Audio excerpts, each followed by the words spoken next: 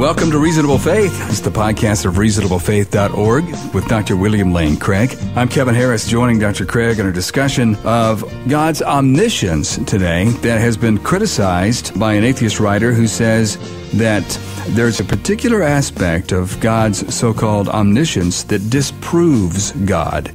And we've had some questions similar to this come to reasonablefaith.org, Dr. Craig, so I did want you to look at this.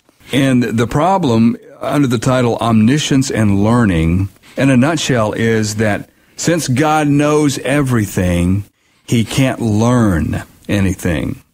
But if he doesn't know what it means to learn something, to come to know something and so on, well, then there's something that he doesn't know, and therefore he's not omniscient. Did I state that basically right? Is this what you would call an incoherency argument against God? Right. It would say that the doctrine of divine omniscience is incoherent because it would have a self-referential defeater. It would require that God know everything, but then it would show that he can't know everything. Mm-hmm. And we got a question just a few days ago.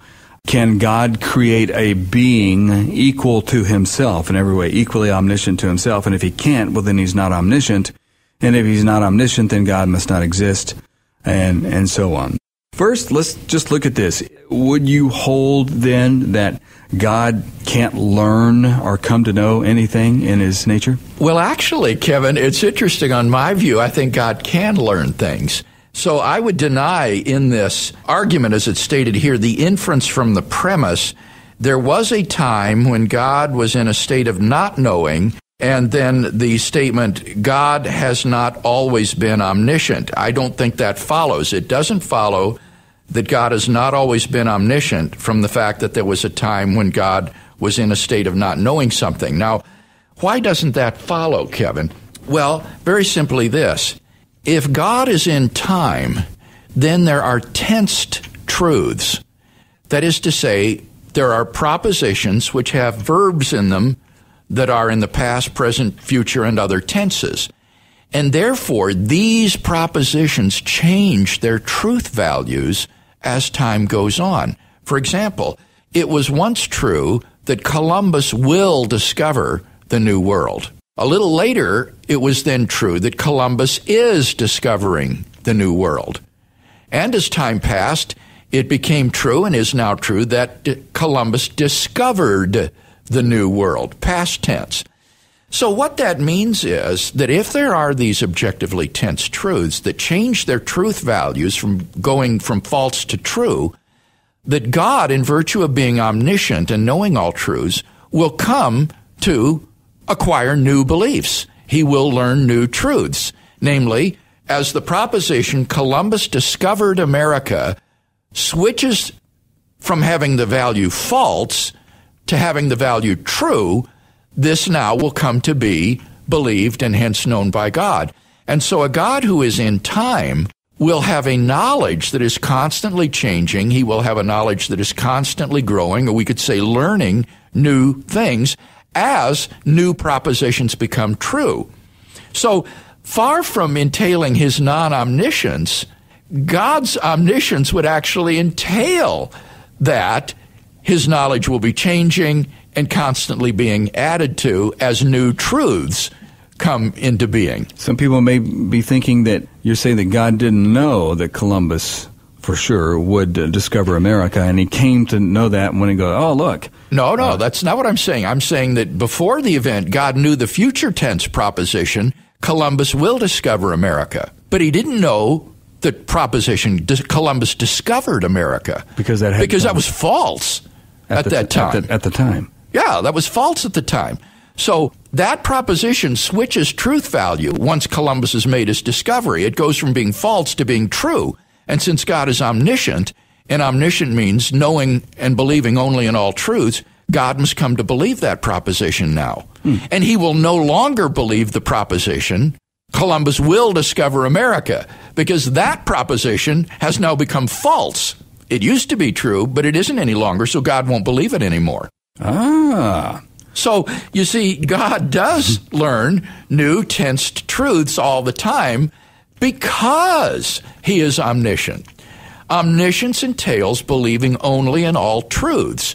And so if there are new truths, God has to believe them. This again gets back to an accurate definition of omniscience. Right, and you notice the argument never gives a definition of omniscience, which makes the argument a non-starter. You've got to have the attribute clearly defined. So that's one reason this argument is a non-starter. But to a person who's a lay person and someone throws this argument at them, any of these incoherency arguments, can God make a rock that is too heavy for him to lift? And can God create a being equal to himself and so on? Is it a misunderstanding of what omniscience entails? Well, or omnipotence, I think, in the case of lifting, making the rock. That's power. Omnipotence. Let's stick with omniscience. Yes, I think it is, Kevin, also a factor of not understanding what omniscience is. These attributes need to be clearly defined, or we don't know what we're talking about. So, what is it for a being to be omniscient? Well, that attribute means for any proposition P, if P is true, then the being believes that P and does not believe that not P. Gotcha. In other words, an omniscient being is a being who knows only and all true propositions. He knows only and all true propositions. And so what that entails is that if there are constantly new propositions becoming true, his knowledge will be constantly changing as he acquires new beliefs. Does this mean that something can catch God by surprise? No, because he will know the future tense version of the proposition prior to the events happening. Then he will know the present tense version while it is happening, and then he will know the past tense version after it has happened.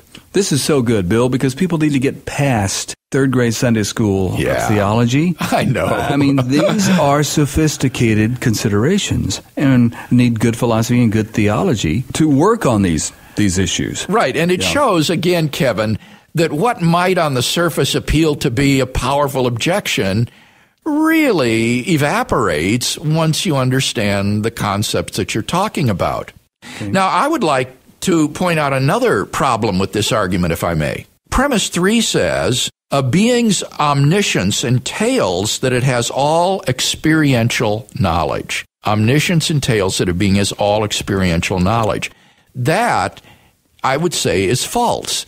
That is not the classical definition of omniscience. Remember, I said to be omniscient, a being must know every true proposition P and believe no false proposition. So, that means that omniscience is defined in terms of propositional truth, not in terms of experiential truth. So, being omniscient does not entail, for example, knowing how it feels to have a sore back. God knows that having a sore back involves having pain and is uncomfortable. That's propositional knowledge. But God doesn't know himself what it's like for his back to be sore because he doesn't have a back. Or he doesn't know how it feels to be himself a sinner. Now, he knows the proposition that being a sinner feels lousy, feels guilty, feels depressing. He knows those propositions, but he doesn't know how it feels to be himself a sinner. Or he doesn't know what it is to be himself Bill Craig. He knows how Bill Craig feels. That's propositional knowledge. But he doesn't have to have the experiential knowledge of believing that he is himself Bill Craig. You see what I mean? So classically, omniscience is not defined in terms of non-propositional knowledge. It is defined in terms of propositional knowledge, and there is no incoherence in God having all propositional knowledge. So again, the objector here is saying that God cannot have the experiential knowledge of knowing what it is like to learn something. Now, I think that's false, as I've already explained. I think God does know what that's like, but that's not entailed by omniscience. God doesn't need to have experiential, non-propositional knowledge in order to be propositionally omniscient, and that is what the doctrine of omniscience means. So knowing tensed events would involve experiential knowledge rather than propositional? This is disputed among philosophers. Some philosophers, like myself, think that the tensed content of sentences is part of the propositional content of the sentence. I think that tense is an objective feature of reality, that there are tensed facts about what is presently going on or what will happen, for example. And so I think that there are tensed facts, tensed propositions. Other philosophers would say, no, tense is just an experiential aspect of the knower's situation. And therefore, on their view, God wouldn't even need to have the experience of learning new tensed facts. They would say that God just knows all the tenseless facts there are. For example, they would say, God knows that Columbus discovers America in 1492, but he doesn't know the fact that Columbus will discover America or that Columbus did discover America. He just knows the tenseless proposition, Columbus discovers America in 1492. So that's an issue that's controversial. If those philosophers are right, then this argument is just completely wrong, because God wouldn't need to have this sort of experiential knowledge because it wouldn't even be propositional. So you could apply this same argument to deny God's omniscience with your illustration. God does not know what it's like to have a sore back. Right. Because he doesn't have a back. And right. For those who see a red flag, we're not talking about the incarnation. We're not talking about a theophany. We're talking about God and his essential nature. Right. And so they would say, well, God can't be omniscient because he doesn't know experientially what it's like to have a sore back. So he's not omniscient. Therefore, he doesn't exist. Well, that's based upon a definition of omniscient that is different than the standard definition. Yeah. When theologians and philosophers claim God is omniscient, they mean that he knows only and all true propositions. Mm-hmm. And so that's fine. There just isn't a problem. And it still holds that God knows everything that is actually knowable. I mean, God can, in his omnipotence, he can only do what can actually be done. Mm-hmm. God doesn't make square circles and things like that, absurdities and contradictions. So in omniscience, and actually this author kind of anticipated this argument, if there's something that is actually impossible, well, then it's absurd to ask whether God knows it, because it's actually impossible. So omniscience only extends to what is possible. Well, I don't like that approach, Kevin, because the definition of omniscience is not a modal definition. It doesn't have anything to do with what is able to be known. It is just a factual definition that an omniscient being knows only and all true propositions. And that's just a factual state of affairs. It has nothing to do with what's possible to know. It's just that he knows only and all truths. Well, and any being who meets that condition counts as omniscient. Okay.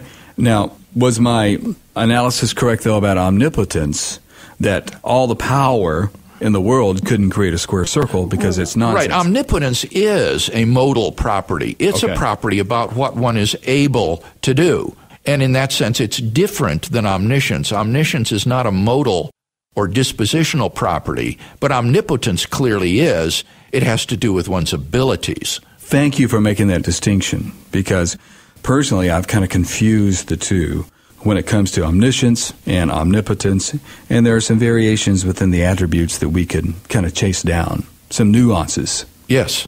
He takes on a possible objection here that I want you to look at briefly, and it says, it may be the case that some experiential knowledge is logically impossible for an omniscient being to have, so a being's omniscience may not entail that it has all experiential knowledge. Now, we've addressed that. On the other hand, this revised definition of all-knowing, besides being counterintuitive, has a major drawback. It allows for inanimate objects to know nothing, or beings that know almost nothing to count as omniscient beings.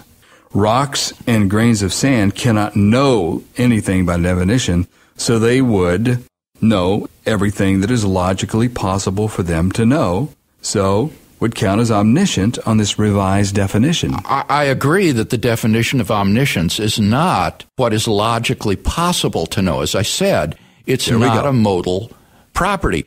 The people who want to make omniscience a modal property are the open theists, who want to say that God lacks knowledge of future tense propositions, but he still counts as omniscient because he can know everything that's logically possible to know. And that's just contrary to the classical definition of omniscient, which says that if a proposition is true, then an omniscient being must know it. Expand on modal for just a little bit. Modal has to do with what's possible or necessary or impossible. We hear modal logic. Right, that would be the logic of the necessary and the possible. This answers the question, just a little thought from anyone who throws up these coherency arguments, I think, against God, that we can answer with confidence when these so-called paradoxes are thrown. Bill, it's just a matter of getting our definitions straight? That's exactly right. It's a matter of getting your definitions straight and then sticking to them. And I'm persuaded that when we do that, the concept of God is perfectly coherent. All right. Thank you, Dr. Craig. And we have so much more on the attributes of God, the coherency of theism at reasonablefaith.org. Look in Dr. Craig's articles and also in the Defenders class that Dr. Craig teaches. And we have some other podcasts on the topic as well. It's all on reasonablefaith.org, and we'll see you next time.